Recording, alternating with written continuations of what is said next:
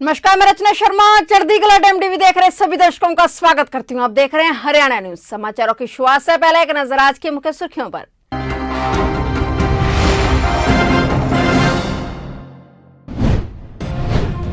चंडीगढ़ पहुंचे राष्ट्रपति रामनाथ कोविंद का सीएम मनोहर लाल ने किया भारी स्वागत। प्रोजेक्ट का उद्घाटन करने पहुंचे राष्ट्रपति रामनाथ कोविंद। हरियाणा में नहीं होगी खाद की कमी, सीएम मनोहर लाल बोले प्रदेश में खाद की आपूर्ति की जा रही सुनिश्चित।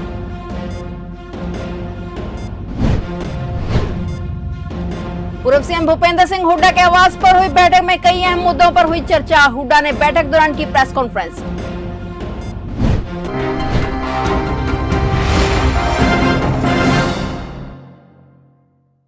और अब समाचार विस्तार से।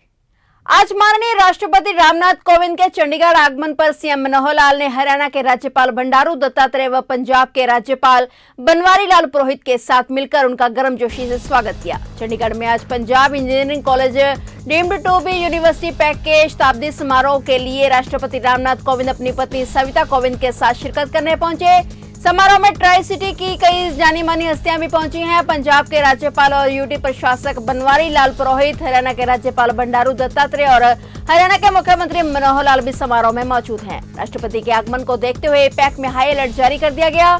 चप्पे चप्पे पर बड़ी संख्या में पुलिस बल तैनात है। कम्युनिटी सेंटर, सैनिटरी हॉल के अलावा सैनिटरी गेट, हॉस्टल ब्लॉक और पैक में बनी सभी कंडक्टर रिसर्च सेंटर का भी राष्ट्रपति रामनाथ कोविंद के हाथों उद्घाटन हो रहा है। कम्युनिटी सेंटर में इन सभी प्रोजेक्ट का उद्घाटन किया जा रहा है। हरियाणा के मुख्यमंत्री मनोहर लाल ने कहा है कि गेहूं व सरसों की बिजाई के बाद खाद की कमी नहीं आने दी जाएगी। केंद्र सरकार से लगातार बातचीत करके पूरे प्रदेश में खाद की आपूर्ति सुनिश्चित की जा रही है।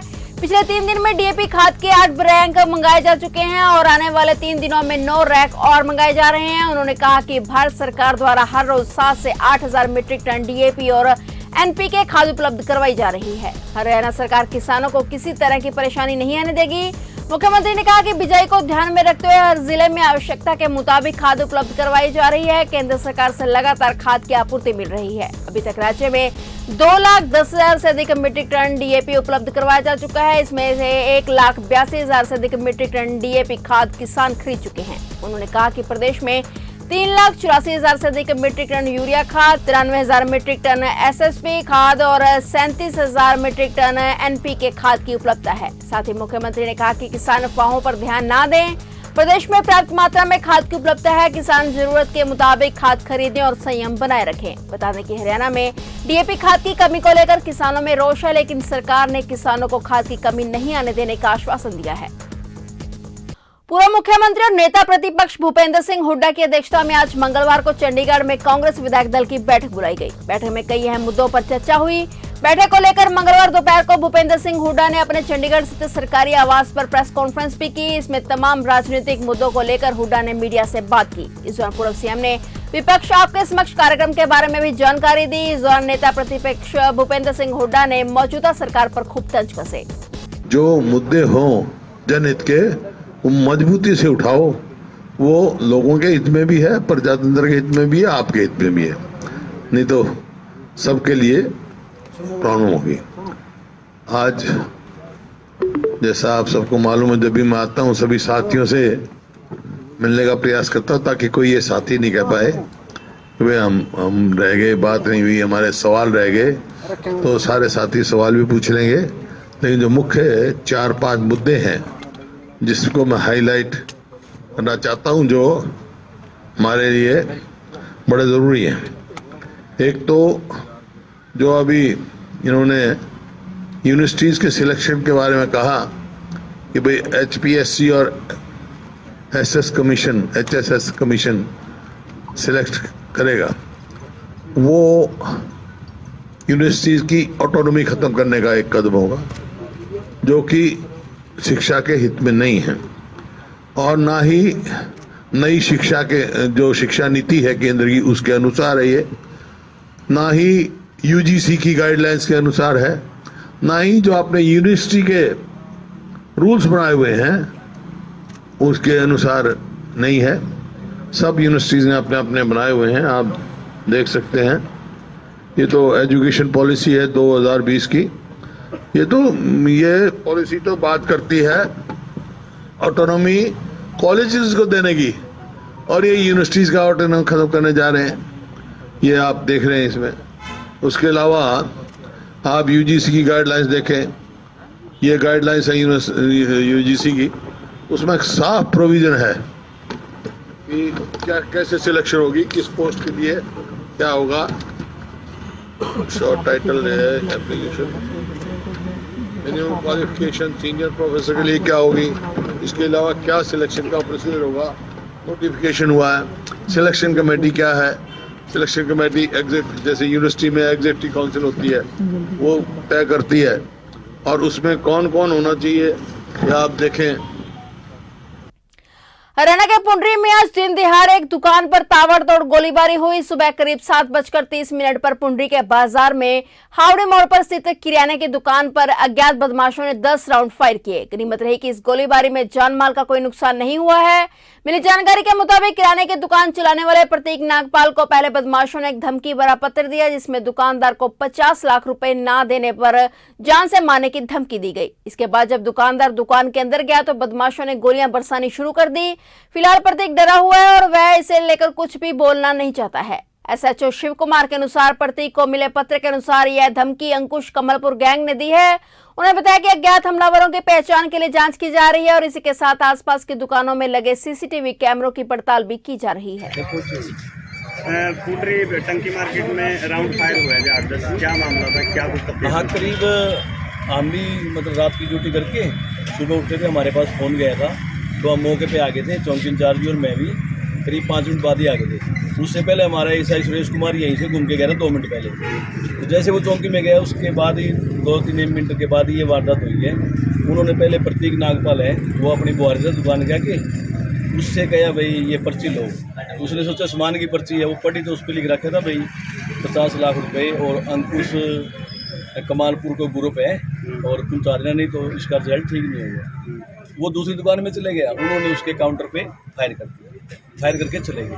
मुंह पे कपड़े लपेटे हुए थे, अज्ञात व्यक्ति थे और प्रतीक अभी घबराया हुआ है। हम उससे बातचीत कर रहे हैं और हमारी दोनों सीआईए डीएसपी हेडक्वार्टर साहब, साइबर क्राइम की टीम सारी मौके पे आ रही है, कैमरों को खंगाड़ रहे हैं हम आपडी रोड पे भी। तो व्हीकल कौन सा था? व्हीकल करस यमा बता रहे हैं। कितने लोग सर? कोई घायल तो दो ना, कोई घायल नहीं, किसी को कोई इंजरी नहीं लगी। कोई पहले की दुश्मनी या कुछ पहले वो पूछताछ कर रहे हैं। थोड़ा सा अभी ना जो विक्टिम है वो थोड़ा सा घबराया हुआ है, तो उससे कंप्लेंट लेके मुकदमा दर्ज करके इन्वेस्टिगेशन करेंगे। आजादी के 75 वर्ष पूरे हो चुके हैं। हर जगह आजादी का अमृत महोत्सव मनाया जा रहा है और इस अमृत महोत्सव के तहत महिलाओं को जागरूक करने के लिए अलग अलग तरह के कैंप लगाए गए। महिलाओं की जागृति को लेकर हरियाणा के डीजीपी के आदेश पर हरियाणा पुलिस की महिलाओं व कर्मचारियों के द्वारा एक साइकिल रैली निकाली जा रही है। यह साइकिल रैली पंचकूला से चलकर आज सुबह अंबाला पहुंची और अंबाला पहुंचने पर इस रैली का भव्य स्वागत किया गया। उनसे बातचीत करने पर उन्होंने बताया कि इस साइकिल रैली का मेन उद्देश्य महिलाओं को जागरूक करना है, चाहे वह उनके कानूनी अधिकार हो या फिर सरकारी स्कीम, हर चीज से उन्हें अवगत कराना है। ये एक जागृति के उससे जो है साइकिल रैली निकाली जा रही है। ममता सौदा जी इसको लेके आए हैं, तो ये सारे जो डिस्ट्रिक्ट्स हैं उनमें जाएंगे। तो सबसे पहले यहीं आए हैं अम्बाला में। तो बेसिकली ये एक अवेयरनेस रैली है, अवेयरनेस फॉर विमेन। तो हमने यहाँ 2 प्रोग्राम रखे हैं, एक तो हमारा सिटी एरिया में है, एक हमारा रूरल एरिया में है, जहाँ पे महिलाओं को इकट्ठा करके हमारे द्वारा तथा इनकी टीम के द्वारा जागरूक किया जाएगा। मैम आज सिर्फ एक दिन का ही प्रोग्राम रहेगा इनका? जी, इनका अम्बाला में एक दिन का है, फिर ये आगे दूसरे डिस्ट्रिक्ट्स कवर करेंगे। आज जागरूक करेंगे महिलाओं को, और किस किस चीज़ को लेकर जागरूक किया जाएगा? देखिए उसमें हमने जो ये मैं वैसे पर्पस बता देती हूँ आपको। ये जो साइकिल हमने एक्सपेडिशन शुरू किया है, हमारे माननीय श्री DK अग्रवाल जी डीजीपी हरियाणा, उनकी जो है लीडिंग में हमने शुरू किया है। और इसमें हमारा बेसिक ये पर्पज़ रहेगा कि ऑल ओवर हरियाणा के सभी डिस्ट्रिक्ट को कवर करेंगे और मैक्सिमम डिस्ट्रिक्ट्स में हम विमेन को अवेयर करेंगे for their rights and their duties also, and जो भी उनका प्रिकॉशंस जो हमने उनकी सेफ्टी से रिलेटेड देने हैं वो हम बताएंगे। हमने साइबर क्राइम से रिलेटेड भी उनको अवेयर करना है।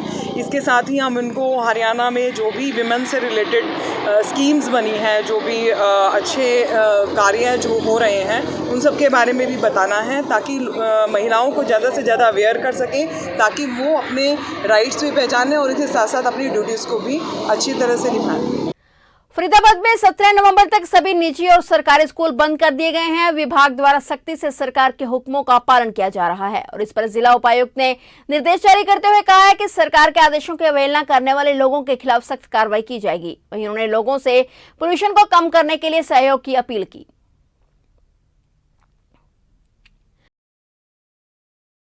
हरियाणा सरकार से कल हमें आदेश प्राप्त हुए हैं, तो रात को ही हमने भी जिला प्रशासन की तरफ से आदेश जारी कर दिए हैं कि 17 तारीख तक सभी गवर्नमेंट और प्राइवेट स्कूल्स बंद रहेंगे। किसी भी तरह की कंस्ट्रक्शन एक्टिविटीज़ पूरे फरीदाबाद डिस्ट्रिक्ट में नहीं होगी। दूसरा, हॉट मिक्स प्लांट्स और हमारे स्टोन क्रशर्स हैं, उनको भी बंद करने की हिदायत दे दी है। MCF को हमने डायरेक्शंस दी है कि स्प्रिंकलिंग करते रहें ताकि धूल कम से कम उड़े।